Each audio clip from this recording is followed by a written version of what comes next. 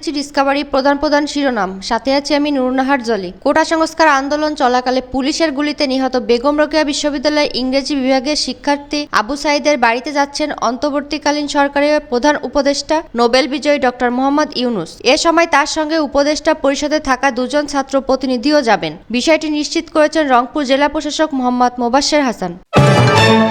গণতান্ত্রিক লড়াইয়ের জন্য বিএনপির সঙ্গে কাজ করার ইচ্ছা প্রকাশ করেছেন সাবেক প্রধানমন্ত্রী ও আওয়ামী লীগ সভাপতি শেখ হাসিনার ছেলে সজীব অজেদ জয়। শুক্রবার রাতে রয়টার্সকে দেওয়া এক সাক্ষাৎকারে তিনি একথা জানান। যুক্তরাষ্ট্রের ওয়াশিংটন থেকে তিনি রয়টার্সের সঙ্গে কথা বলেন।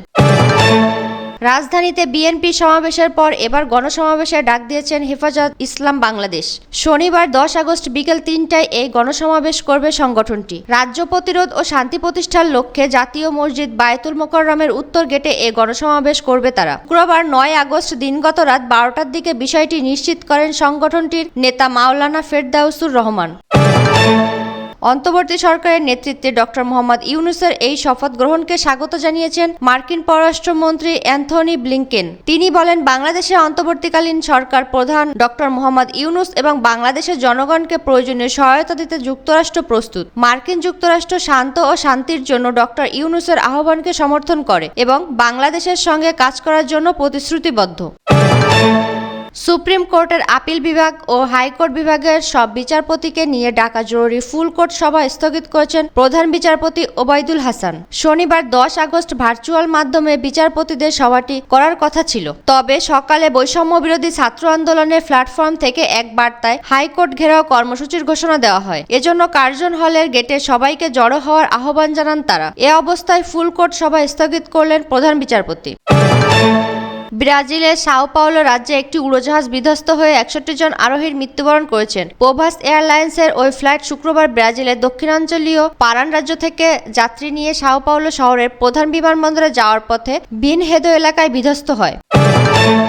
বিএনপি যুগ্ম মহাসচিব সৈয়দ এমরান সালেহ প্রিন্স বলেছেন, গণতন্ত্র প্রতিষ্ঠা ও রাষ্ট্র মেরামত করে গণঅভ্যুত্থানে শহীদদের রক্তের ঋণ পরিশোধ করা হবে। গণঅভ্যুত্থান জাতিকে নতুন পথ দেখিয়েছে। আওয়ামী লীগ 15 বছরে বাংলাদেশকে ভঙ্গুর রাষ্ট্রে পরিণত করেছে। জন আকাঙ্ক্ষা অনুযায়ী রাষ্ট্র ব্যবস্থায় সরকার এনে বাংলাদেশকে এগিয়ে নিতে হবে। শুক্রবার বিকেলে ময়মনসিংহের দোবাউড়া উপজেলায় এক সমাবেশে এসব কথা বলেন তিনি।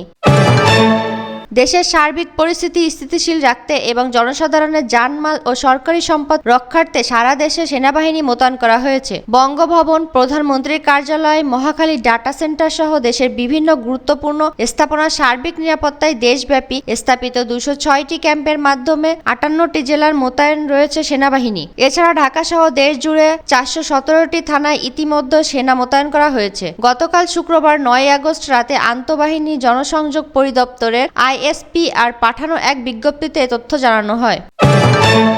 শুক্রবার 9 আগস্ট যুক্তরাজ্যের পররাষ্ট্রমন্ত্রী ডেভিড ল্যামি এক বিবৃতিতে বাংলাদেশের অন্তর্বর্তীকালীন সরকারকে স্বাগত জানায়। বিবৃতিটি যুক্তরাজ্য সরকারের ওয়েবসাইটে প্রকাশ করা হয়েছে। বিবৃতিতে বলা হয়, ডক্টর মোহাম্মদ ইউনূসকে প্রধান উপদেষ্টা করে গঠিত বাংলাদেশের অন্তর্বর্তীকালীন সরকারকে যুক্তরাজ্য স্বাগত জানায়। বাংলাদেশের জনগণের স্বার্থে দেশটিকে শান্তি শৃঙ্খলা ফিরিয়ে আনার কাজে অন্তর্বর্তীকালীন সরকারের উপর যুক্তরাজ্যের পূর্ণ সমর্থন রয়েছে। সাথে থাকার জন্য ধন্যবাদ সবাইকে।